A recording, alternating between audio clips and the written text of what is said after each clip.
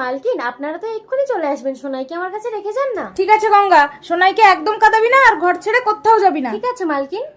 আমার সোনা, আমাকে দুটো ভিক্ষা দেবে? দিচ্ছি, দাঁড়াও। সোনাই, তুমি এখানে একটু শুয়ে থাকো, আমি এক্ষুনি আসছি। এই নাও। ভিখারিটা কোথায় গেল? ও আমার সোনাই কোথায় গেল? আমার সোনাই, আমার সোনাই। তার মানে ভিখারিটা আমার সোনাইকে নিয়ে পালিয়েছে। ও মা গো, আমি মালকিনকে কি জবাব দেবো? আমাকে তো মালকিন মেরে ফেলবে। না, আমি পালিয়ে যাই। কই আমার সোনাই কই? গঙ্গা, গঙ্গা, গঙ্গা, কি গো? গঙ্গা তো আমার সোনাইকে নিয়ে পালিয়ে গেছে। ঠিক আছে পালকি, আমি গঙ্গাকে খুঁজে যাচ্ছি, তুমি বাড়ি থাকো। সোনাই,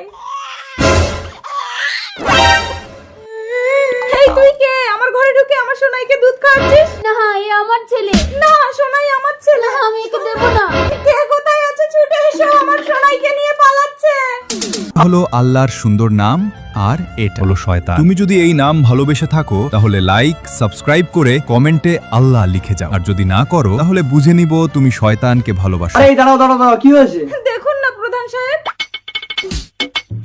প্রধান সাহেব, তার মানে পরিষ্কার এই বাচ্চা। না প্রধান সাহেব, এ আমার ছেলে। কি করে? ওর কোনো সন্তান হয়নি বলে ওর স্বামী আমার ছেলেকে এনেছিল। প্রধান সাহেব, এদের দুজনকে বলুন বাচ্চাকে বুকে দুধ খাওয়াতে, তাহলেই প্রমাণ হয়ে যাবে এই বাচ্চা কার। হ্যাঁ, তাই হবে।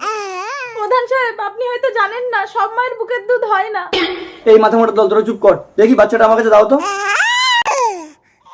আরে প্রধান সাহেব কি করছেন? বাচ্চাটাকে বৃষ্টির মধ্যে রাস্তায় শুয়ে দিচ্ছেন। এই বাচ্চার কান্না শুনে যে চুপচাপ দাঁড়িয়ে থাকতে পারবে সেই বাচ্চার প্রকৃত মা।